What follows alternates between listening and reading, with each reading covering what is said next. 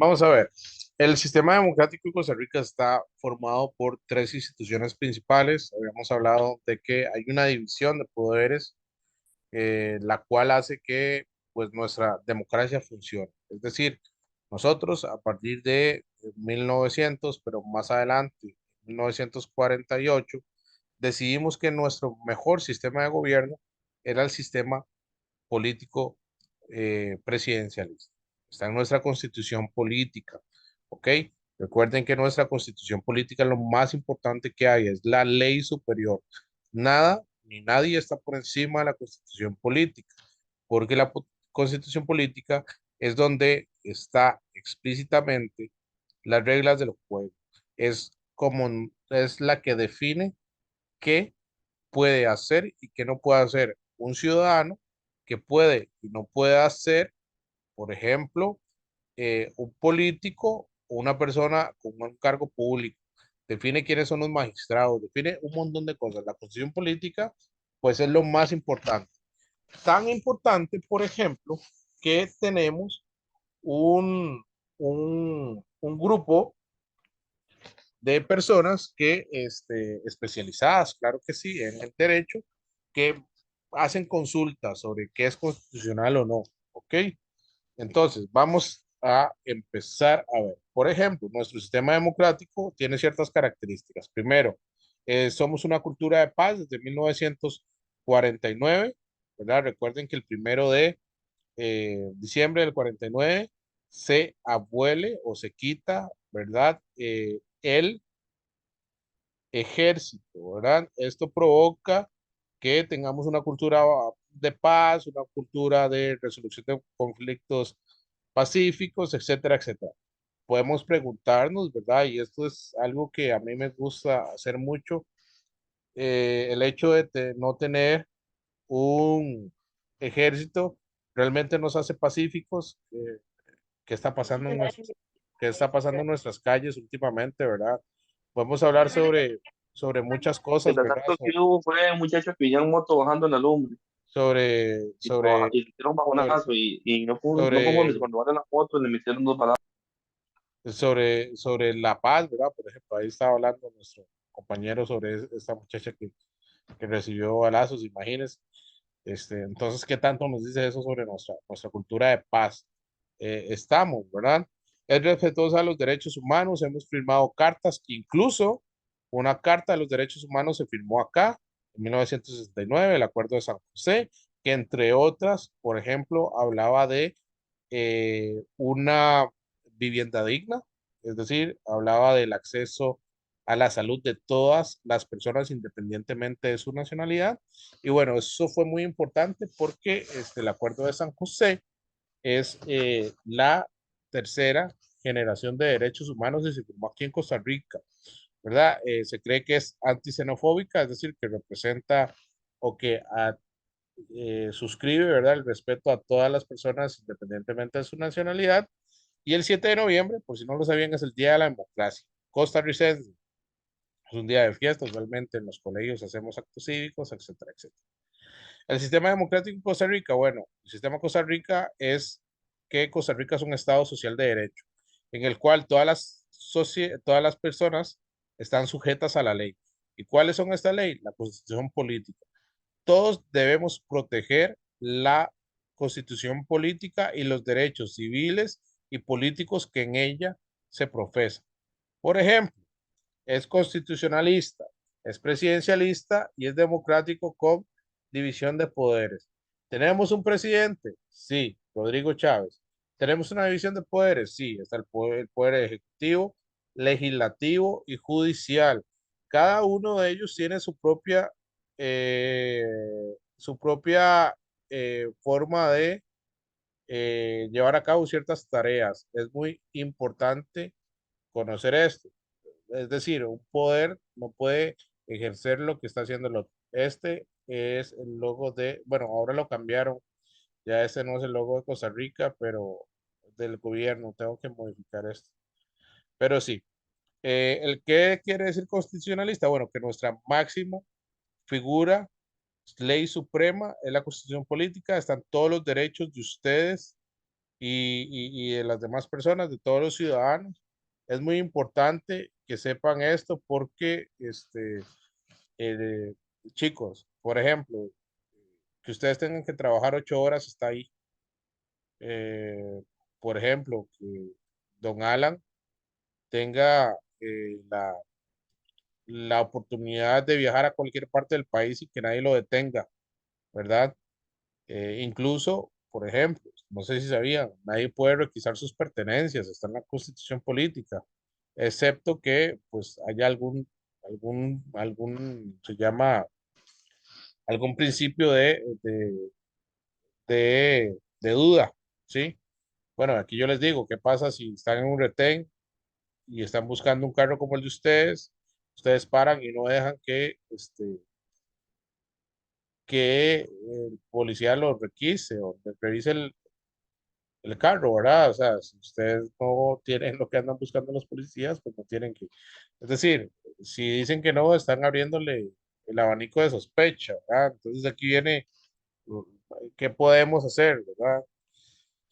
Se establecen los límites del poder, es decir, los poderes no pueden hacer lo que les venga en gana, ningún tipo de poder puede hacer lo que quiera, están sujetos a la constitución política, por eso este presidente ha chocado con pared, porque no respeta los plazos, no respeta la división de poderes y le ha tocado aprender en eso. Por ejemplo, eh, le ha costado entender cómo funciona la Asamblea Legislativa, cuándo es su proceso extraordinario. Ahora vamos a hablar de eso, de todo lo que le estoy hablando, pero este gobierno como tal le ha costado mucho entender cómo funciona el país y pues por eso no vemos un avance. Por ejemplo, las únicas leyes que yo le he visto firmar fue la de las mascarillas, cuando las quitaron, que levantaron el decreto. La otra ley fue el aumento del 100% al salario de los diputados y diputadas. Y después de eso, no he visto nada.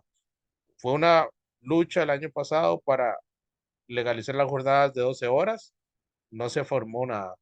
Luego, la cuestión del crimen, que fue un conjunto de leyes que el tipo las envió y a la semana las quitó. O sea que realmente el poder ejecutivo no hemos visto mucho. Y es por esto mismo, porque realmente no entiende el poder ejecutivo. Y no hablo del presidente, el presidente es solo la cara, sino las personas que están detrás de él, por ejemplo, como Natalia Díaz y toda esta serie de personas no entienden muy bien cómo funciona nuestra constitución. Entonces, cada vez que quieren hacer algo, pues tienen al ente encargado de jalarle las orejas diciéndole, no, esto no se hace así, tiene que hacerlo así, así, así. Por ejemplo, el megacaso de evasión fiscal. Fue un caso que le hicieron a una persona, se llama Leonel Baruch, que no es santo de mi devoción, es un banquero, es una persona que vive de la usura, etcétera, etcétera. Lo acusaron de evasión fiscal. Pruebas, un video de TikTok. Tenían que hacer un informe, nunca lo presentaron.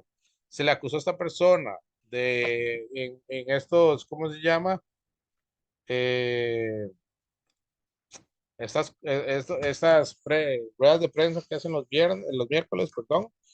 Se le acusó de todo eso, se le atentó contra el honor, la persona va y se queja claramente, denme el informe, no se lo dan, y van a la Asamblea Legislativa, porque los pueden llamar, le dicen, ministro de Hacienda, Nogui, denos el informe técnico del Ministerio de Hacienda, donde constata que este señor está evadiendo impuestos, está desfalcando al Estado, y no lo tienen. ¿Sí me entienden? Eso es atentar contra la constitución política, porque no están levantando falsos a una persona, por más inescrupulosa que sea, es una persona y tiene derecho al honor y tiene derecho a la respuesta. Y como, por ejemplo, un verdadero caso de evasión fiscal, ¿verdad? Que yo no tengo mis dudas que los banqueros hagan todo lo posible para no pagar impuestos, se ve manchado por una mala acción de un gobierno, ¿verdad? Y es acá también en la Constitución donde se organizan las instituciones. ¿Qué son instituciones autónomas? ¿Cuáles son las instituciones del Estado? ¿Qué van a hacer estas instituciones? ¿Qué tipo de funciones y tareas tienen? Todo eso lo trae la Constitución política. Esto ya los tengo cansados, seguro, de hablar de la división de poderes. La división de poderes la hace un filósofo que se llama Montesquieu, que él dice que para evitar abusos de los gobernantes, el poder tiene que estar dividido en varias partes. Usualmente son tres y cada uno tiene su propia acción. Por ejemplo, el poder legislativo se encarga de hacer leyes, el poder ejecutivo de ejecutar y crear leyes y el poder judicial se encarga de mantener la coerción de la fuerza, todas las cuestiones que tengan que ver con causas civiles y penales. Por ejemplo, que don Alan le pegó a don David.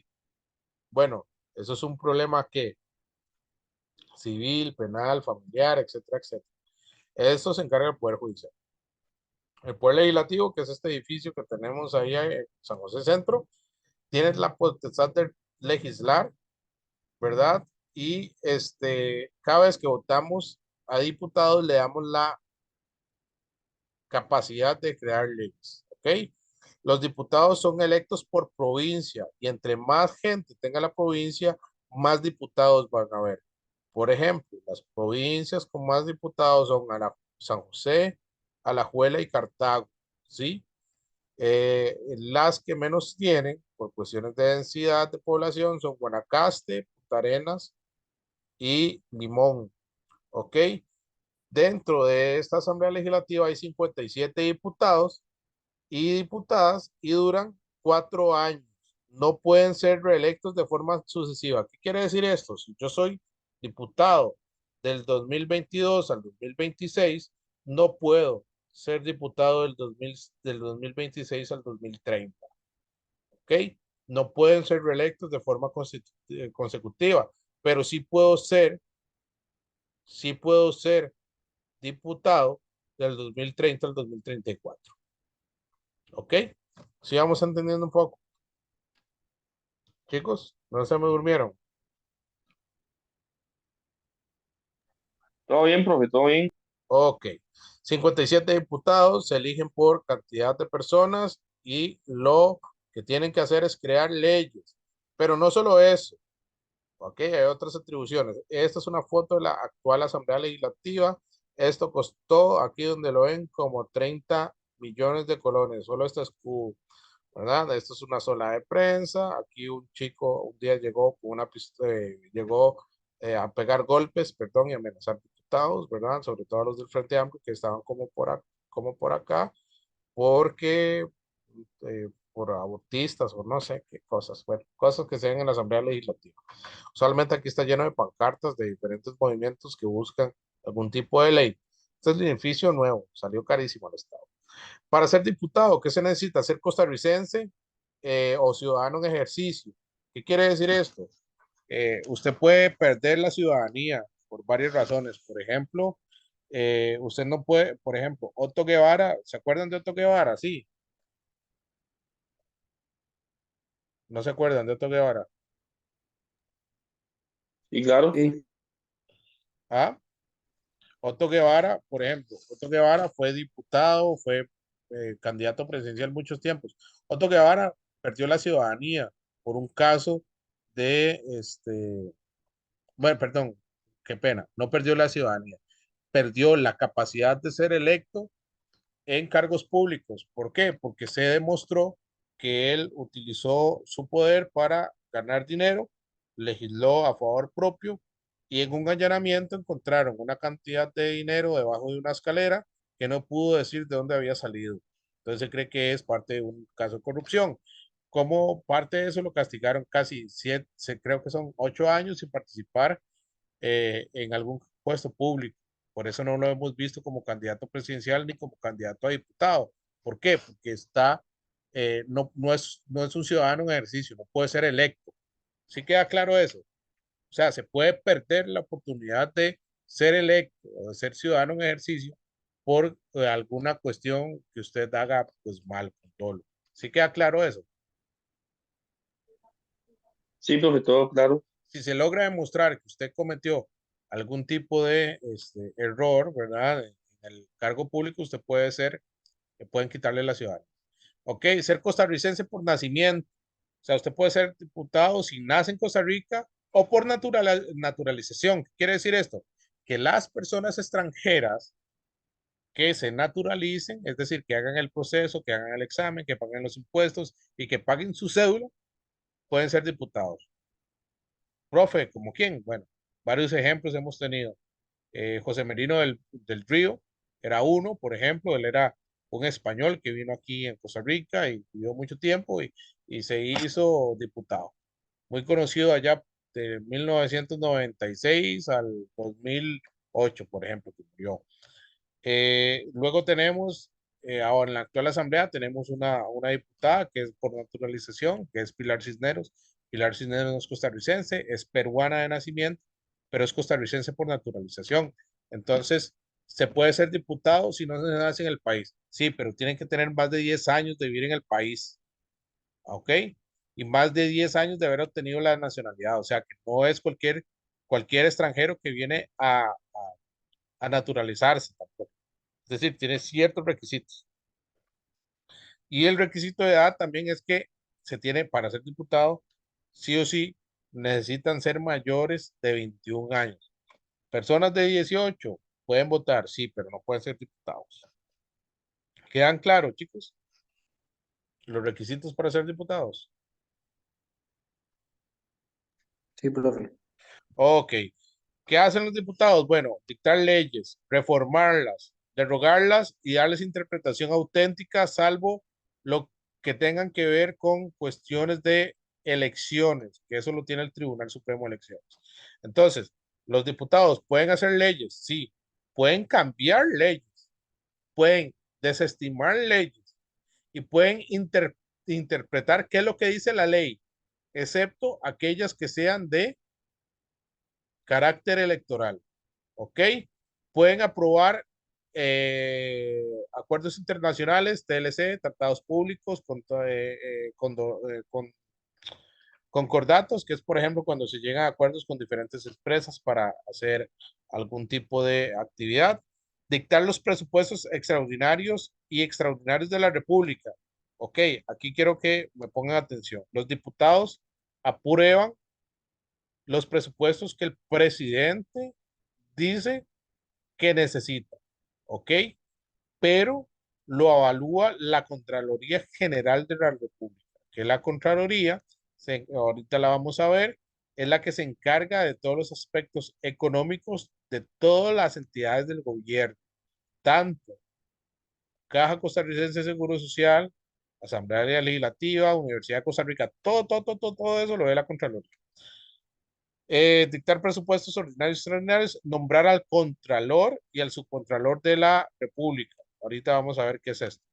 Pueden establecer impuestos nacionales y municipales, decretar enajenación en la aplicación de usos de bienes propios de la nación, es decir, cuando se utilizan, por ejemplo, un carro para cosas que no eran, ellos pueden quitarlo, aprobar o desaprobar empréstitos.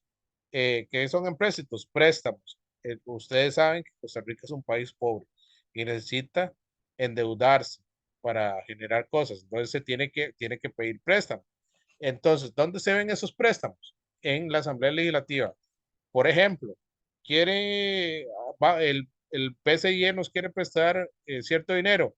¿Lo decide el presidente? No, lo decide la Asamblea Legislativa. Determina la unidad monetaria del país, que estemos usando colones, se decide ahí. Si queremos utilizar dólares, yuanes, etcétera, etcétera, y si algún día queremos cambiar, pues la Asamblea Legislativa lo tiene que discutir. ¿Se van entendiendo un poco? Ellos tienen mucho poder, aunque no lo crean. Dentro de sus dependencias está la Contraloría General, que es este edificio que está en la Sabana, que se encarga de pues, todo lo relacionado al presupuesto y a todo lo que tiene que ver con dineros de todas las entidades de gobierno. Se encarga, por ejemplo, de dar los presupuestos para todas las instituciones en todo un año, ¿sí? O sea, no es poca cosa, es la que dice cuánto va a recibir bomberos, cuánto va a recibir caja, cuánto va a recibir el MEP, cuánto va a recibir el INAMU, etcétera, etcétera. O sea, es un trabajo sumamente amplio. Y el otro, que es la Defensoría de los Habitantes, la actual defensora se llama Angie Cruzan, que es la primera defensora de los habitantes afrodescendientes, ¿verdad? Y bueno, viene después de una serie de problemáticas que ha tenido pues la Defensoría de los Habitantes. El poder ejecutivo es donde está nuestro presidente. Este era el presidente del periodo pasado, se llama Carlos Alvarado. El de la actualidad se llama Rodrigo Chávez. El poder ejecutivo lo ejerce él, y es donde se encuentra él y sus ministros. Para ser presidente, ¿qué se necesita? Ser costarricense por nacimiento y ser ciudadano en ejercicio. Ser del Estado seglar. ¿Alguno sabe qué quiere decir esto? ¿Qué es ser del Estado seglar?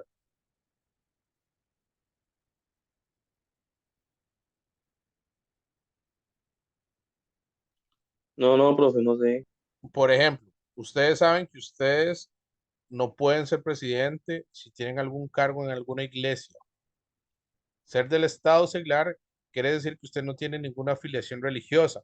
¿Quiere decir que usted sea ateo? No. Usted puede creer en Dios, pero usted no puede ostentar un cargo de poder. Por ejemplo, usted puede ser, que si quiere ser presidente, no puede ser ministro de una iglesia, no puede ser arzobispo de alguna iglesia y no puede ser sacerdote.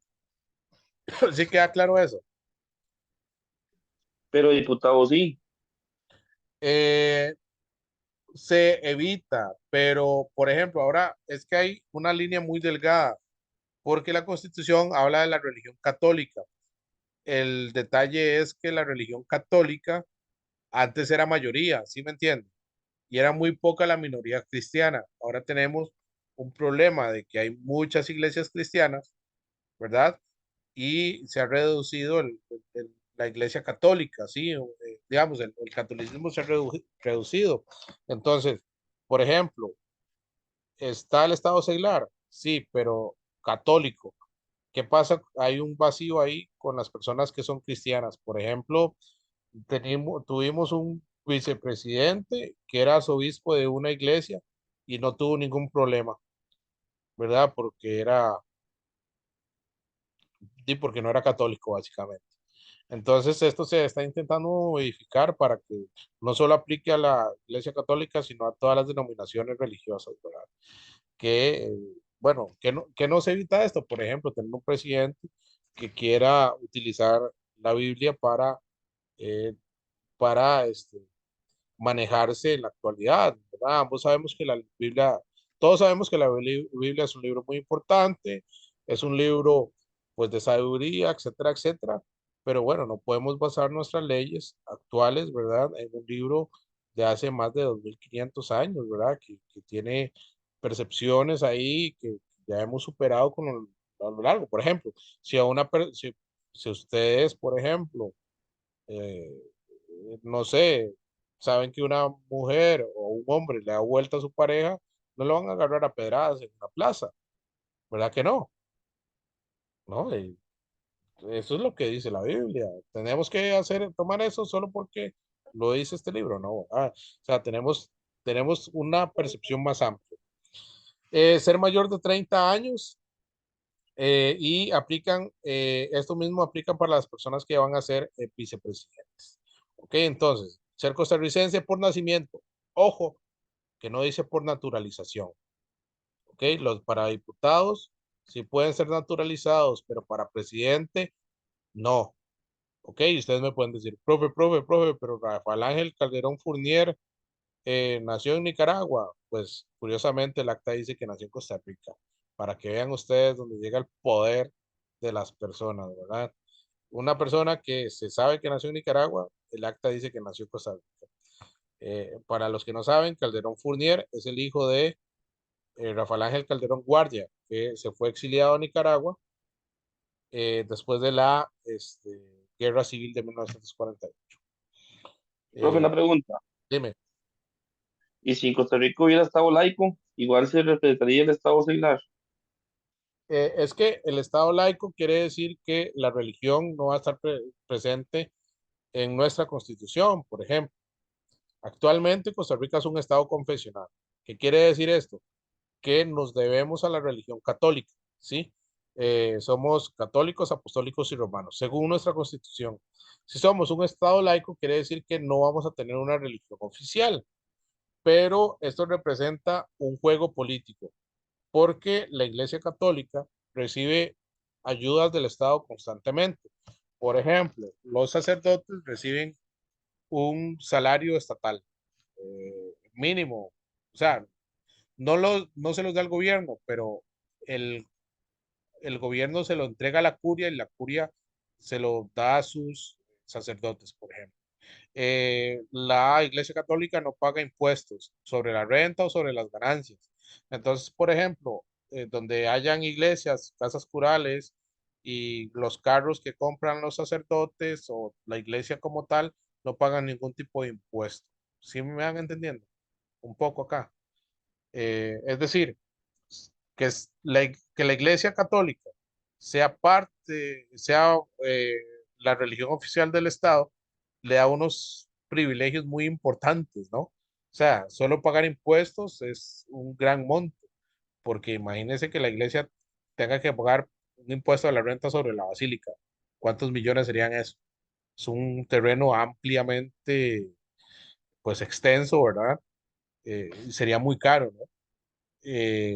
O, por ejemplo, de qué viven los padres si no los sacerdotes, perdón, si el gobierno no les da pues estas ayudas. O, por ejemplo, que ser guía de una fundación ahí como Obras del Espíritu Santo, sin los regalos que le dan año a año las personas diputadas, ¿verdad? Para que lleven a cabo esta fiesta que hacen en el Estadio Nacional. Recuerden que estas donaciones pues no tienen, no son sí, no tiene ningún tipo de impuesto ni nada, ¿verdad? Es decir, Obras del Espíritu Santo no paga impuestos sobre las donaciones que recibe. Ahora, el punto es, si hay un Estado laico, el, la religión católica deja de ser la principal, pero claramente aún sigue siendo mayoría. Por ejemplo, la peregrinación ya es un feriado que está puesto, la Semana Santa también. Entonces, por ejemplo, si somos un Estado laico y dejamos de ser un Estado confesional, creo que no cambiaría mucho. Pero, por ejemplo, el que más perdería sería la Iglesia Católica, porque, como les digo, perdería esta serie de privilegios que tiene por ser la religión oficial. Por ejemplo, Fabricio Alvarado hace 3 años pasó un recurso de amparo para que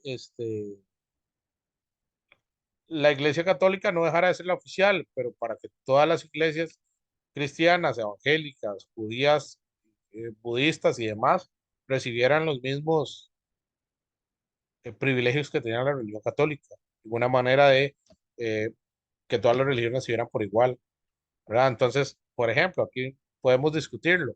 ¿Qué queremos? ¿Que todas las religiones sean por igual, con todos los privilegios? ¿O queremos que todas las religiones, pues, no tengan privilegios y todas funcionen como puedan funcionar, ¿verdad? Pero sí, sí, es complicado lo del Estado laico. Ser un Estado confesional, por ejemplo, yo le digo a mi abuelita que no quiero que la iglesia, que Costa Rica que sea un Estado laico, que quitar la religión y me puede golpear, ¿verdad? Cosa muy diferente de hablarlo con otras personas, pero cada uno es de su percepción, ¿verdad? Y de su religión. Entonces, para ser presidente, ser ciudadano en ejercicio, no estar, o claramente no estar en la cárcel, ser del Estado seglar, no tener una afiliación religiosa, ostentar un cargo de poder en alguna organización religiosa y ser mayor de 30 años. ¿Ok? El Poder Ejecutivo, esta es la casa presidencial en Costa Rica, se llama la Casa Ama Grilla, por si no sabían, es el nombre de nuestra casa, es el color de la casa presidencial en el país.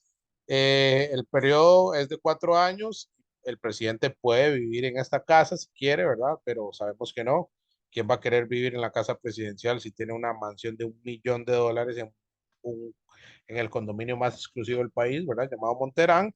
Y el presidente es electo por 40% de votos elegidos, emitidos eh, dentro del padrón electoral. ¿Ok? El problema que pasa es que las personas no están llegando ni a votar el 50%, entonces llegar al 40% es muy complejo. Por eso últimamente hemos ido a segundas rondas. ¿Ok? ¿Qué pasa esto? Que bueno, la primera ronda es por porcentaje. La segunda es por voto, por mayoría simple. Entonces, ¿qué quiere decir esto? No se cuentan el porcentaje de votos, sino se cuentan los votos manualmente. Entonces, gana la persona que más votos tenga. ¿Sí? ¿Se van entendiendo un poco?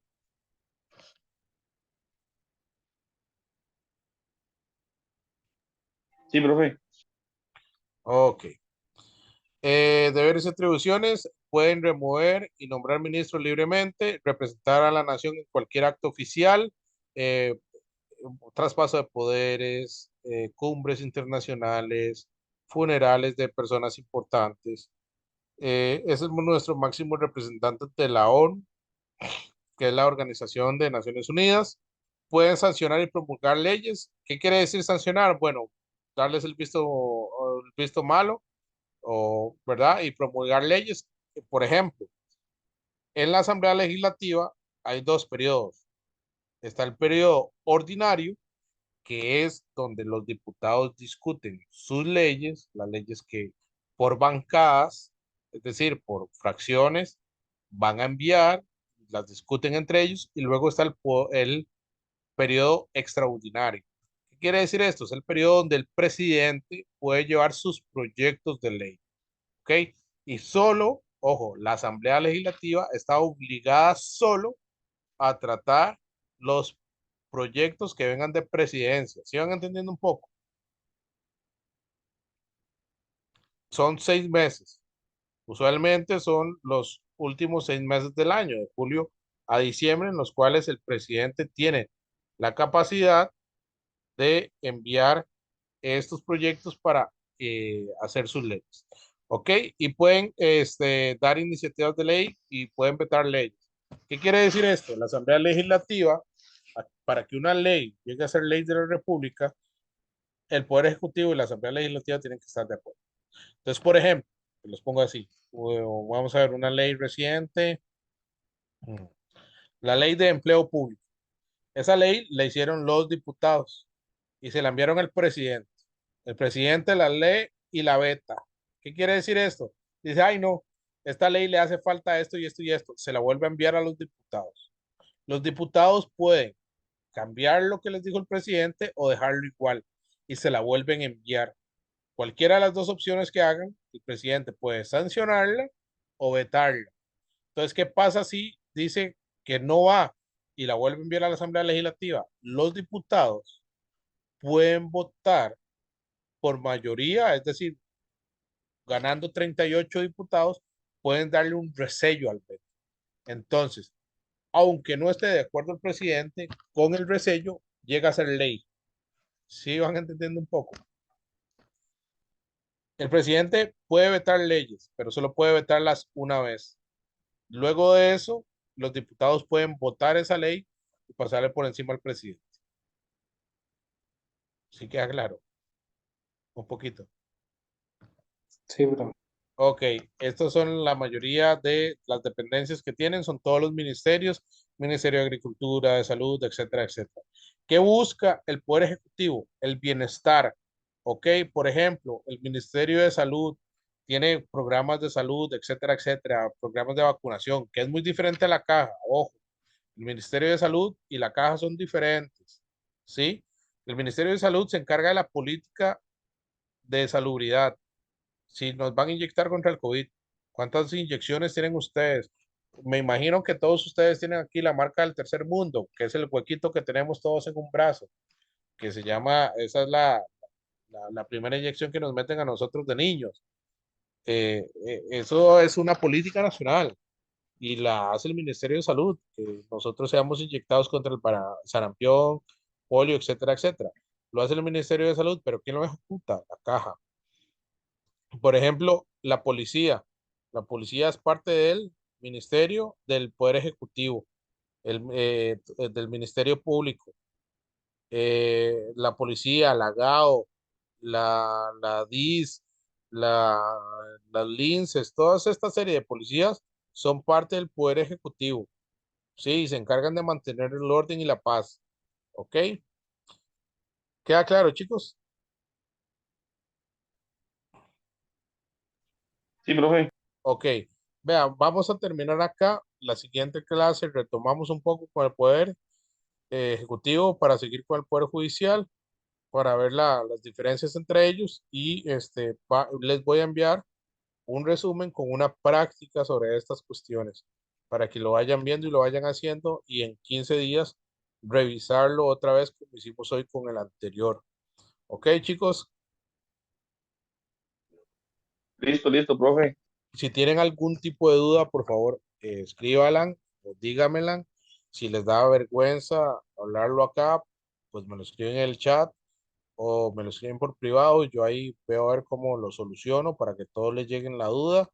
Eh, pero estén ahí constantes. Si no entienden una palabra, si estoy yendo muy rápido, ok, si quieren que paren un poco, también me lo pueden decir, ok, chicos.